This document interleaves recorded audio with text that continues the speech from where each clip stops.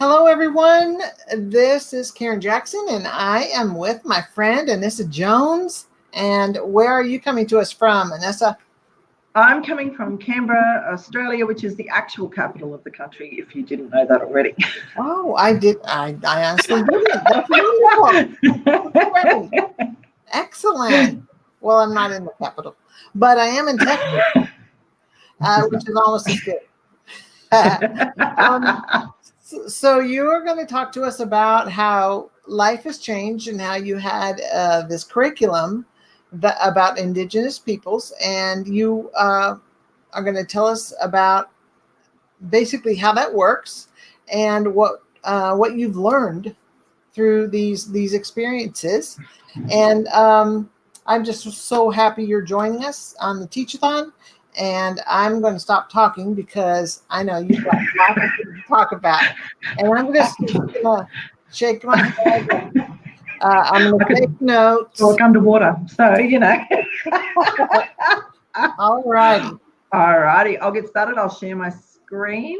Okay. Here's something I totally prepared earlier. Okay. So can everyone see my screen? Yep. Good. All right. There we go. So here we go. Now, if I turn off a little bit, please forgive me. My screen for my presentation is here and my screen for viewing is here.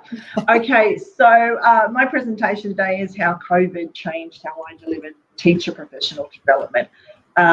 You know, there's a lot going on about what we needed to do for students, but I took it from what we needed to give to teachers and the supports for teachers. So that's where my presentation's coming from. And just under here is a couple of, you know, contact information for you, and my hashtag #IndigenizeEDU, which is the project that I'm doing with this professional development. So if you want to follow me on Twitter, it's there as well. Okay, so Warami Mirga and Naya Anissa Buruburongo Darugura, which means my name is Anissa and I am a Buruburongo woman from Hawkesbury River. I've also been teaching CrossFit in public schools for 20 years, and I'd like to acknowledge that I am on the lands of the Ngunnawal people today doing this presentation, and I'd like to pay my respects to elders past and present and to any other Aboriginal people watching today, which I hope there are quite a few. So this is very passionate. This is my almost like a passion project, I suppose you could call it. I'm very big on my culture, and I also deliver a Diploma of Aboriginal Studies in vet in my other job. So I do teaching and I do vet. So in Canberra, we have had the most interesting year to date, and I think short of like an asteroid crashing into the capital, we've pretty much covered it. So we started the year in January. So our school year starts late January, early February.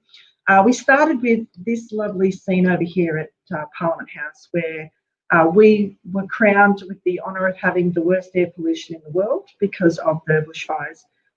Here's some examples, and then just because, you know, Aboriginal had to show it, this is the natural way of showing the Aboriginal flag, but we thought we were okay. And we got into, you know, the start of term 1, and everything was kicking along really well, and then one day there was this huge storm, and luckily it did not hit the lovely area that I am currently in today, but it got every other part of Canberra, and we had over 2,000 cars damaged with hailstones. And so Canberra went through quite a bit of stuff in the first 6 weeks of the year, and then we got into halfway through term 1 and COVID hit, and so we had to fight for toilet paper, which I still can't get over, but we had to go in term 1 from face-to-face to, we had a week to turn around, if we had a week at all, to delivering our classwork online. And I had started doing my presentation on the 8 ways with teachers, and I had about 90 people in a big hall. We went from that within a week or two having to redesign the learning to then take it online. There wasn't a lot of turnaround, and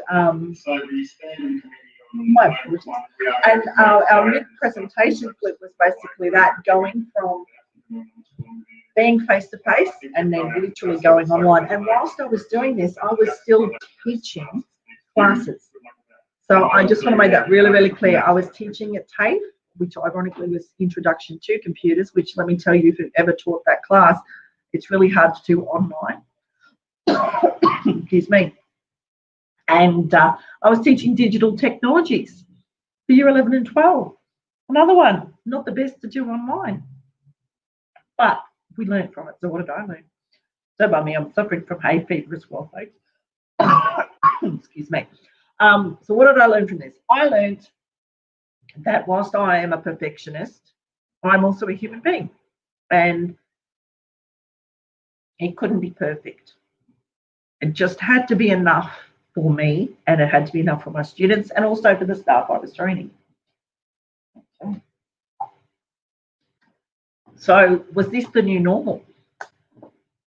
Teaching online, teaching from home, you know, students who didn't have devices, staff who were juggling teaching from home with their own children, or who had families who were first responders, you know, and that sort of thing. So by the time we went into our Easter school holidays, which is in April, teachers didn't get a break. We did a whole pile of planning, and then we went straight into the 2-week holiday break, and we were preparing and doing everything. And I think that's the hard part for me. That was the break that I needed to really tackle this online platform for professional development. So I'd run one, and I wasn't happy with it. I'm just going to put it out there now. And I have tweaked it since then, which is always a good thing, but it wasn't good enough for me in term 1. So term 1, we had all of this lovely stuff happen. As I said, I had the beautiful photos of the hailstorms and people with cars, and they just had their houses burnt down, and, you know, then they got hit with hailstorms. It was a great start to the year, and then we had COVID. So Australia's copped a bit of a flogging of late, but we keep going on. And adapting is what we do best, right, as teachers. It's, you know, we've planned lessons and then there's a fire drill. Or we plan lessons and then someone says, oh, we're going to do sport after this session instead in a primary school. Or you plan stuff weeks in advance and then, oh, we've got a guest speaker who's coming today and your lesson's going to have to be pushed to the side. So as teachers, we're always adapting. I don't think that's ever truly gone into in teacher training. I think we learn on the fly, and I think we learn on the fly from really good teachers who've come before us. So if you're a new teacher, this is not normal teaching, but you will have teachers there who can support you. So I'm just putting it out there now. And if you're an experienced teacher and this is not normal either, don't be afraid. Technology is not a big monster. You just need to learn how to use it in a better way, and a comfortable way and a supportive way, which is, you know, that's important. And that's how your students will feel comfortable too, knowing you know stuff. Although they love to tell you if they know more than you, and we know that. So what could I do? I had face-to-face training, and, you know, when we teach, we have the visual cues, we have the verbal cues for people.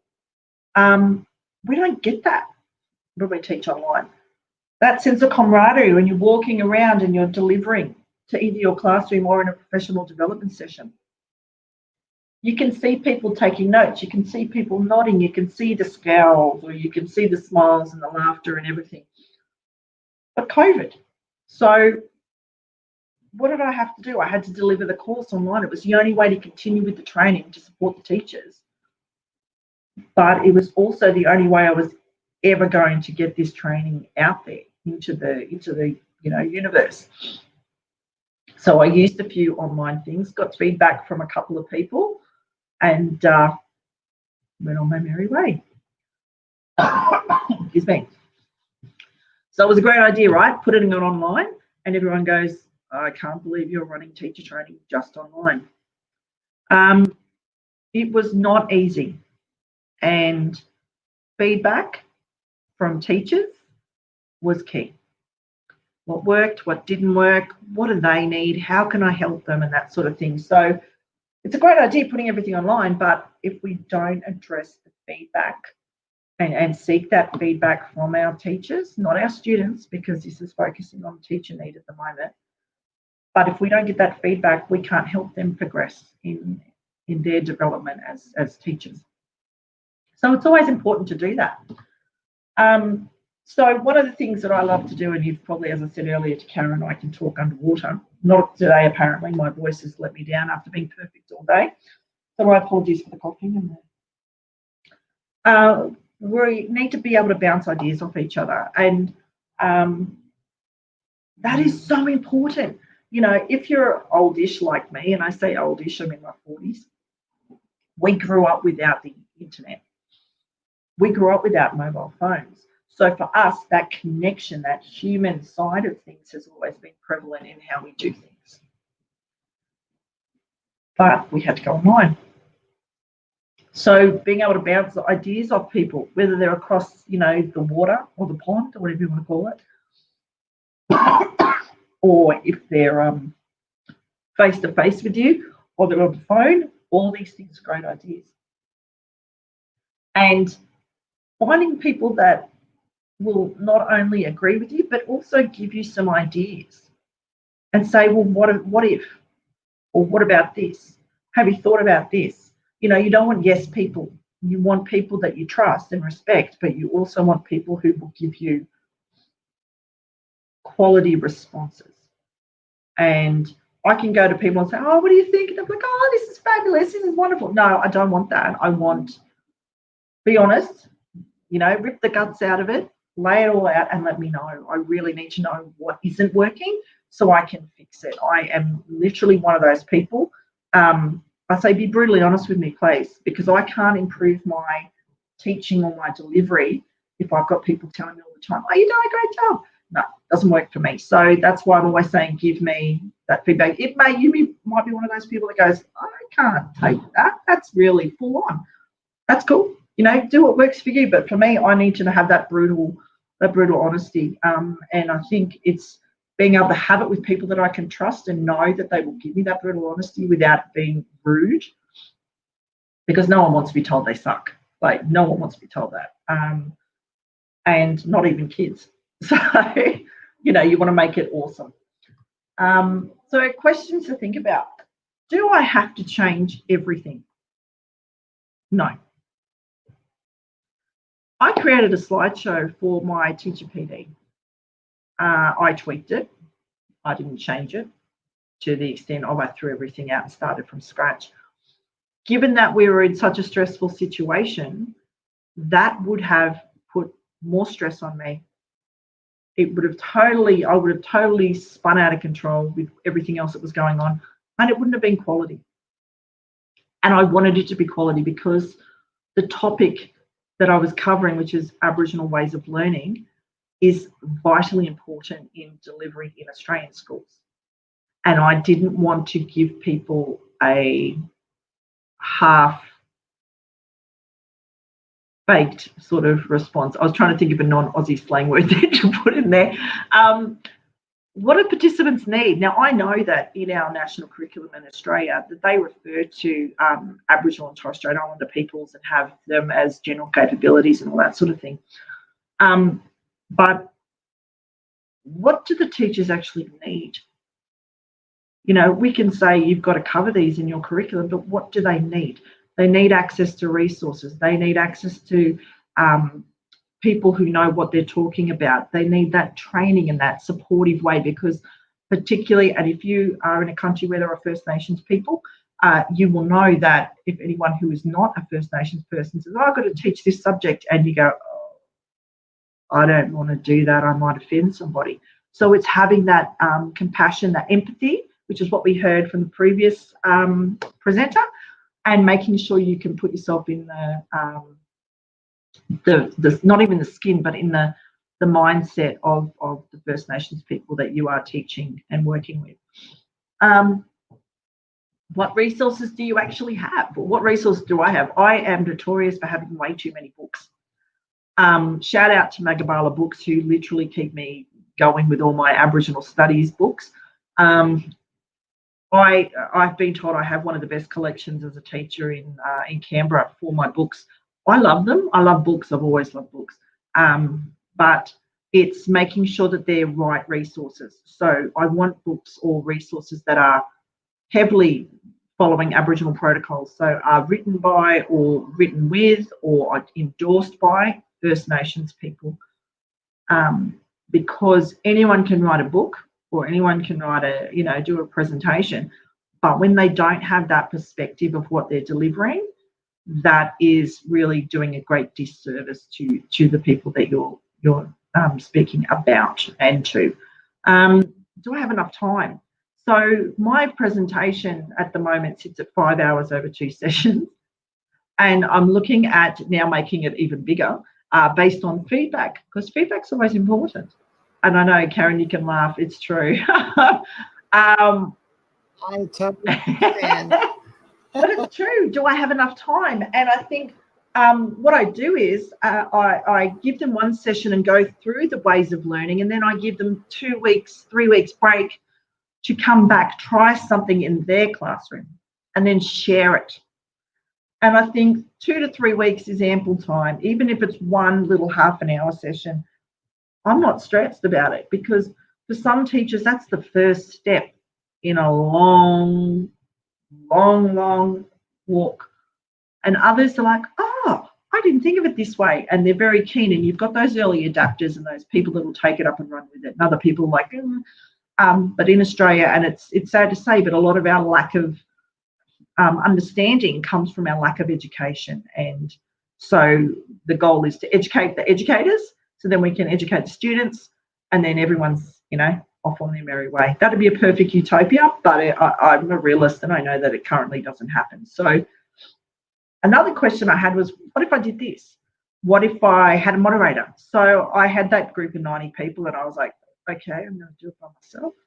And then the other, I do a couple of sessions. I think I've done about 4 to 5 different cycles of this now. And I've actually had a friend come in and do moderation for me, because I had no option. I had 65 people online, and I'm good, but I'm not that good. So I needed to make sure that I had done everything I needed to do. Like she would say, it's a lot what Karen's doing today. There's a question here, or there's, this person's sharing a resource. And because I was using Google Meets, I was able to record it, but also get a recording of the transcript. So I was able to then share that with all the people who were in the presentation. So they have records of everything, every resource that was shared by other teachers. And I love it because, can people help me? I put my hand up. I'm not always the first one to ask for help, but I'm usually the first one to give it. But I asked for help, and, my mate Beck came out and did it for me, and she was fabulous. So don't be afraid to ask for help. Teaching is always an island when you're in your classroom. It shouldn't be. And teacher professional development should never be an island. It should be a supportive community where everyone can just be fabulous, I suppose you can say. So let's have a look. Oh, went too far. So in my presentations, my first one online was absolutely abysmal. I'm going to put it out there. I don't think it was that good. I think compared to the last set I did, it sucked. I'm going to be honest. It was just no. There's a word, nullable word for it, and it's called gudjuk. So it was gudjuk. Being flexible is the key to online training. So I was running sessions when COVID was on and people weren't teaching. I was running it during the day for some staff. But in Canberra, our government decided we could go back after 4 weeks. So I had to change the times yet again, really quickly on the fly, and put them to after school hours and send out the links and everything else. So being flexible is really, really important. And I know it can be frustrating at times when things change all of a sudden, but how we deal with it is how we deal with it. And so being that flexible person really does help, not getting all wound up with it. Please, try not to. So I kept the date. I changed the platform. I went from face-to-face to online. I love Small, and I'm going to just totally shout out to them. their new newsletters actually give you an option to have registrations links through your newsletters. So what I'll show you is here. On the computer. So it'll show the analytics. And so for everyone who goes in and signs up, and I'll put the Google Meet link in there as well, and it says it's an online event, it will then tell me with my analytics who's enrolled, who wants to come, and all this sort of thing. Oh, here we go, event RSVPs. So I can keep an accurate record of the teachers who have signed up. So my apologies sharing all this information. But it'll give us really quickly on the 2 sessions, because remember it's 2 sessions at the moment. So the 2 different days, it will tell me, yes, they're attending and the date that they signed up for it. And then I go to the next step. So I love small newsletters. I just literally now have got to the point where I duplicate this newsletter. And then I change the settings, so the times, the dates, the Teams Meet, the Google Meet link, and it's amazing. And everyone just has no issues, because part of the feedback I was finding was that people were like, oh, I've signed up, but I haven't got a RSVP or a registration confirmation or anything. And Small fixed that. So that was a really good thing for me to listen to the feedback and use that really in a good way. It saves me time. It saves me chasing people up. It's there. I've got it. I just cut and paste all of the email addresses to then send a list of things. Excuse me. Now, because I record everything and I share the slides with everyone in the first email, I give them the opportunity, if they're going to be late, or if they, have a staff meeting at the last minute or a parent meeting, those ones always happen right when you're really busy. They've got the option to view the recording, but I also have in Google Forms a attendance that they have to fill out, and it's date and time stamped. Yay! And I ask them, do they want access to all my resources? Do they want access to just the 8-way stuff? Do they want to be on a mailing list to do any other PDs that I run, all that sort of thing? And I keep people engaged as well by using things like, I love Flipgrid, and I'm going to do a shout out to Flipgrid as well. I love Jamboard, but I'll get to that in a minute. And so in here I've got a Flipgrid that I set up for my 8-ways, and it is here. And basically the question that I send out to every one of the participants before they even get in the course, like they've said they've signed up and they're good to go, I make them do this. I know I'm so mean, but what would they like to know about the 8-ways? Now, some people have said, and I won't go down because there's a whole pile of responses, but and I don't have permissions from people to show their faces, but the question there is, what do you want to learn? What do you want to know? And that I watch every single one of them way before I start the training session. And it can be in my car, it can be when I'm in the supermarket and I've got headphones on because I'm always listening to podcasts and stuff, but I'm always learning, continuous learner here. But I think it's really important if they take the time to sign up for the training and they commit to the training and they commit to doing this Flipgrid, then I should commit the same and listen to everything they've said. And I will, when I'm presenting in the first session, actually refer back to several of the people who have made suggestions, or I want to learn about this in the Flipgrid. So tying it in your first presentation not only gives the teachers that, oh, this is not, they're just doing it for the sake of doing it. They've actually taken the time to listen, think what we want, what we need, and that teacher need is so important, particularly when you're dealing with a subject which can be considered a little bit taboo. And I say taboo from a non-Aboriginal perspective. Yeah.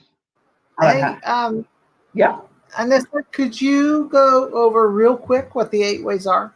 I can. I mean, are you going? I will right now. So on my website, which is in my list of stuff, there's what are the 8 ways of learning.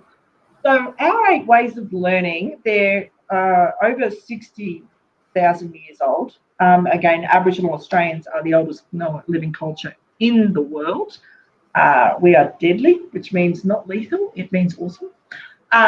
So we've got our symbols, and this is one of my pages on my website, which is still being updated, but it gives some examples. So we've got non-linear thinking, thinking outside the box. We've got community links, using not only Aboriginal community members, but members from our school communities or our local communities coming in and working with the students in community gardens or something like that. We've got deconstruct, reconstruct, which is my absolute favourite, and particularly as a digital technologies teacher, explaining, pulling things apart and understanding how things work and then putting it all back together again. Great for maths teachers. I'm just putting it out there. Excuse me. Land links is that geography side of things, and the biology and the sustainable practices and all that sort of thing. We've got learning maps, and we know what a learning map is. If we do mind maps, those sorts of things, how do we get from point A to point B to point C? And it's not always a straight line. It can be very curvy-wurvy, as my little kindies last year used to tell me. We've got non-verbal, so looking at those cues. So in Australia, a lot of Aboriginal people will not look people in the eyes. It's not a sign of being rude. It's actually a sign of respect. And also not answering straight away is a sign of respect, in that we are thinking about our answer to give you the best answer we can. And we also, as we refer to it, blackfellow time, which means that if you've got a deadline at Friday, 5 p.m, that's cool. But for us, it could be that you'll get it when you get it. So it's that difference in the way of thinking. It's not being rude. It's just that we like to have that community-based way of thinking. Story sharing. I have already done some of that when I told you about Canberra and what we've suffered this year.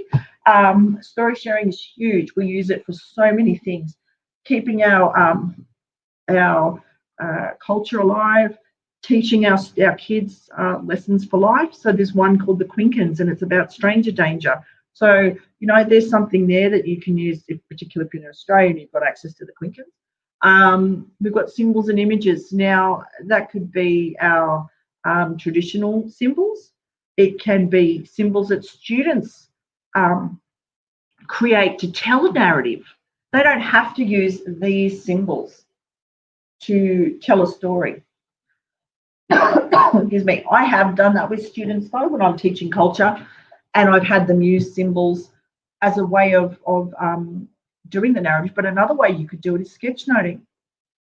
Sketchnoting is a perfect example. That would be if you were a bit worried about offending culturally, you could do sketchnoting instead. And the kids love it. They absolutely love it. And I love sketchnoting too, because I love to draw and paint and do art. Okay. So, again. Now, my plan, this was it in a nutshell, was to set up the Flipgrid. Check, done that. I sent a welcome email, which has the slides for both sessions in one big slide. It's like 70 slides long, I think now. It just keeps growing. Excuse me, it keeps growing when I get books, because I keep adding photos of my books. I swear I need a discount at Magabala Books, the amount of books I buy from them. We've also got the Flipgrid activity, so that's hyperlinked in there. We've got the Google Meet for session 1. Now, I don't put the Google Meet for session 2 in. I choose to send them out another email afterwards so that it can remind them of a few things that they need, because people forget. Jamboard activities. I love Jamboard. I do. I've been a bit dodgy, but I've only used it for the post-its at the moment. And having a moderator. So what I mean by Jamboard, if you don't know, this is one example. I hate Canberra Spring. And as you can see here, they put all their little posties down. And the question was, how will they implement the 8 ways in their school next semester? So this was taken in semester 1, which was in, this session was run in, I think, June. And they were sending pictures. So this is, for those of you who aren't from Australia, this is Bluey, and it's a cartoon that children love, and I highly recommend you look at it. And we've got our digestive biscuits. I can't eat them, so that's okay. And, you know, so people have literally just shared what they think, what they're going to do, that, okay, I've created this. And there were a few more, I think. Oh, there we go. What do you see as important for teachers to implement the 8 ways in the classroom? So getting their thoughts, and I'd just let them go. I'd give them 5 to 10 minutes to do this. And then I'd talk to every one of them. And I think, you know, giving that feedback, recommending community people to speak to and so on was really good. Oh, good, there's only 2, so that's yay. And it also gave a conversation starter for some of the people.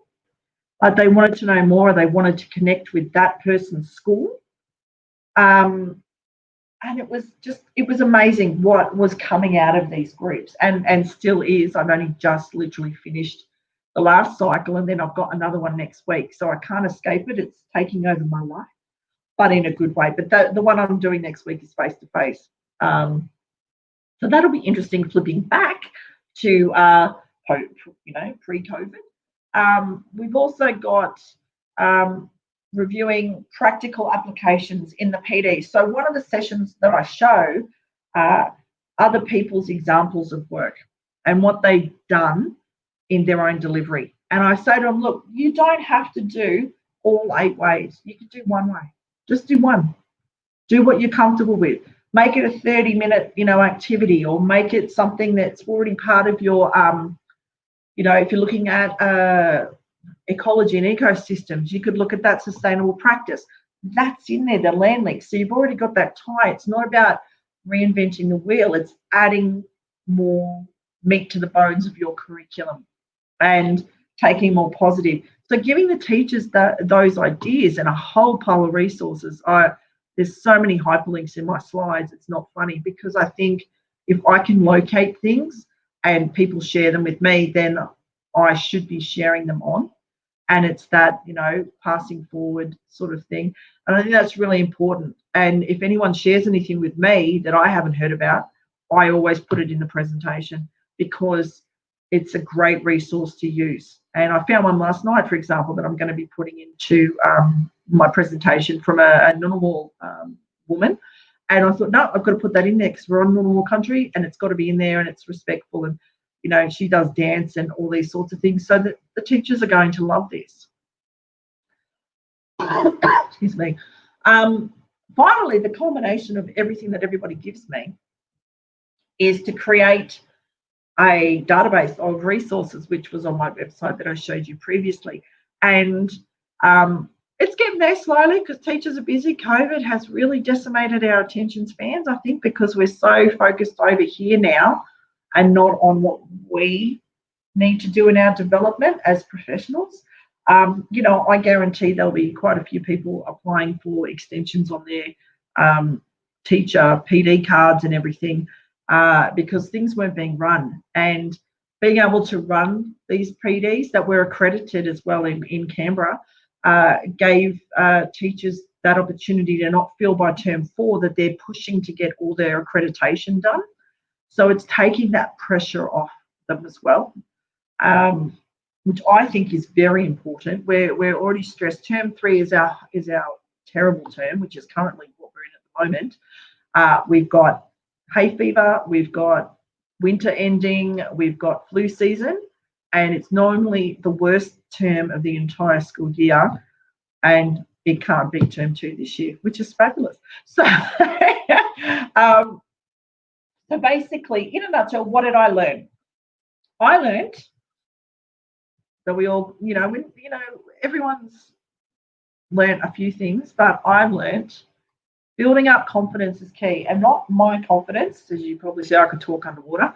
It's building up the confidence of my participants in what they're doing. Now, I also teach digital tech in the early years, and I do Google certifications, and my way of delivering is the same almost what I do in the classroom, is that there are no silly answers, there are no stupid comments, there are none of that. It's that positive spin on everything. You know, I'm not good at this. Well, that's okay. Let's start from the beginning. You know, I am not going to go rushing ahead on something if people don't understand the concept. And, you know, I've been told that's a great way of giving people that confidence to learn. And I think that's how I would like to be treated. And I think given that we've had such a upheaval this year, this is important in building the confidence up, and particularly when they're delivering a subject they're not comfortable with in the first place.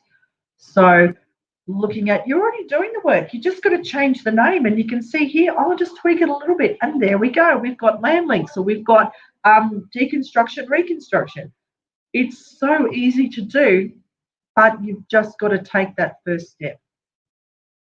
Perfection is a fallacy. It is so true. I am a perfectionist. I will hands down admit it. But from this, I've learned that no matter how much I want to be perfect, it's never going to be perfect enough. So you know what? How about I just do the best I can with the tools I've got? And, you know, people will tell me if it sucked, I hope. Other people will tell me it's fabulous, I hope. And, you know, people will go, oh, I'm sending more staff to your PD because of, which I've had now. So I'll take that as a huge compliment in the fact that I'm not a perfectionist anymore in delivering of this. So don't be perfect. You'll do your head in, and you'll stress yourself out so much. It's really not worth it at the end of the day. Just do the best you can. Be kind to yourself. I am guilty of never putting myself first. I have children and a grandchild. I know, I'm so old. And I never do. And I think that's what I learned from this, is that I needed to take that step back. Yes, I'm supporting staff. Yes, I'll do whatever I can to help my fellow teachers in their training and their learning. But I also need to be kind to myself and realise I can't do all of it at once. So I can take feedback and change it slightly and then see what happens, and then get more feedback and see what happens, and, you know, seek advice from people that I trust and respect, and just keep chugging along. And my personal mantra is, if it isn't fun, why are we doing it? You know, always have fun with what you're doing. You know, we've had to deal with, it's been horrible in the news and what we've seen. And yet, you know, we are still here. And, you know, you need to think about, when was the last time you had fun? I had fun on the weekend. I went and took photos in a canola field. If you don't know what a canola field is, I will share photos on Twitter. But I just took photos. I'm going on a 4-wheel driving trip this weekend in the holidays, which is coming up in 2 weeks. Yes, I'm actually going to have a holiday. And I'm going to just do me, because we need to have fun. You know, they talk about children laugh 300 plus times a day and adults do it 15 times a day. Why? Why aren't we doing fun stuff, you know, and learning through play? I mean, I know we're old. Well, I'm old. But learning through play is never a bad thing. Getting out there, having fun, going for a walk, you know, playing footy with your kids, throwing a baseball around, you know, dancing in the kitchen to your favourite song. Stephen King, when I was reading his On Writing book, his mother tipped a bowl of jelly on the floor and danced in it with her sons. You know, that's, and I mean, dealing with stress, that was her way of dealing with stress. You know, it's great. My way, you know, is at times playing with the grandson, you know, he's interesting. He's 3, but having fun and doing that. If it's not fun, then I think we need to find that spark. And so I'm always making jokes when I'm delivering. I'm always, you know, bagging myself out in a good way, not in a rude way. But I think putting humour into things as well when you're telling the stories and doing the PD actually relaxes people and gets them into that headspace that they want to learn. Because we're tired. We've just come from like teaching all day and we've got to sit there for 3 hours and do a PD. Oh my Lord. You know, I teach some nights from 6 to 8 with my diploma students, and I will always crack jokes. If I'm doing my 8 ways PD and it finishes at 6 o'clock, guaranteed you I've had people laughing at least 4 times in that presentation, because it just breaks down that that wall that people have. or we're tired, or it's something we don't really know about and I don't want to offend people. Or, the biggest joke I ever make is if you want an Aboriginal person to come to wherever you're at, just put on a free feed and we'll be there for food. Now, everyone goes, oh, you can't say that. Yes, I can. And it's true. But it makes people laugh after a while. And I think we don't do that. And I don't think we've done it enough this year. So, have fun, be kind to yourself. Don't be a perfectionist and just do the best you can. And I think that if we have those mottos in our delivery as teachers to teachers or teachers to students, I think that's really important. And given the current climate, we need to laugh a bit more and have a bit more fun. So I think that is the end of my presentation. And I don't know, I haven't checked for questions yet. I've been too busy talking, which is the story of my life. That's okay. That is absolutely okay. I'm going to remove the presentation. Great job, Anissa. I really like how real you are and how you encourage us to play and to lean on other teachers. That's another thing. And then the first thing that really jumped out at me,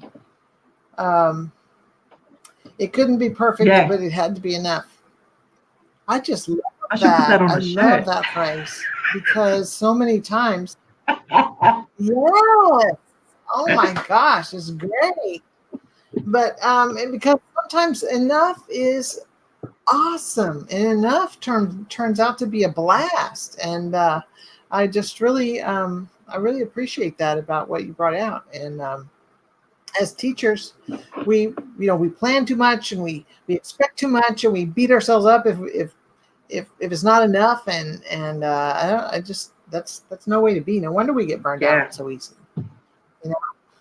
Yeah. Well, I really appreciate you. Is there anything that you wanted to add that you haven't addressed yet? I put. Sorry. No. Yeah. I don't know if there were any questions, but if anyone wants to, learn about this and do a bit more, just contact me on Twitter, and I'm happy to share with you my, interesting way of delivery. And if you're just looking for someone to bounce ideas off, also feel free. Okay. I'm happy to do that. Support 100%. All right. I think it's Nissy Jones. Right Nissy there? Jones. Yep. 76. That's it. Okay. Awesome. All right. We'll leave that up here. And,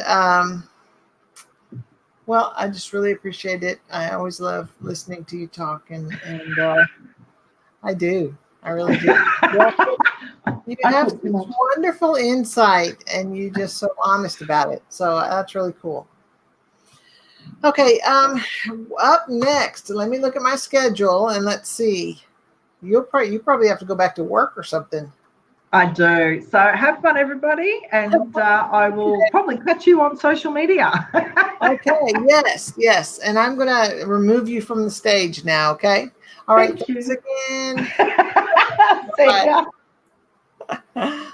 Oh, awesome. So thank you very much, everyone, for this presentation from Nissa Jones. And coming up next, where's my schedule? Okay, coming up next, that was breakout 1. We just had 1, so now we're moving on to breakout 2. It starts at the top of the hour, and the first, one of the sessions is social and emotional intelligence. And the next one is evidence-based responsive learning. And I'm going to actually put both of those links in. Let's see, that first one is Meha Mandavia. So that's the participant link.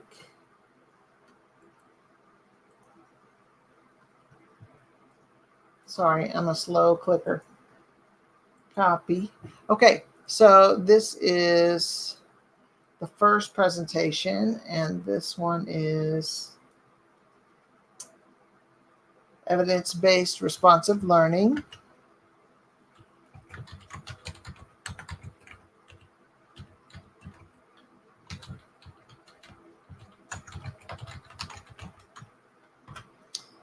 And the next one, oh, sorry, that one just now was how COVID changed how I deliver professional development. All right, and then the next one here, copy.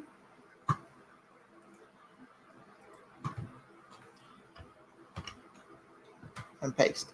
And that brings you back to the website where you can actually look at the other sessions and see if there's anything else you would like to see.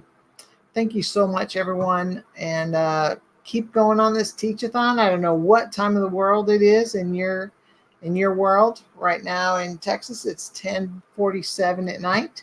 Having a blast, and I really appreciate you, and thank you. Bye-bye.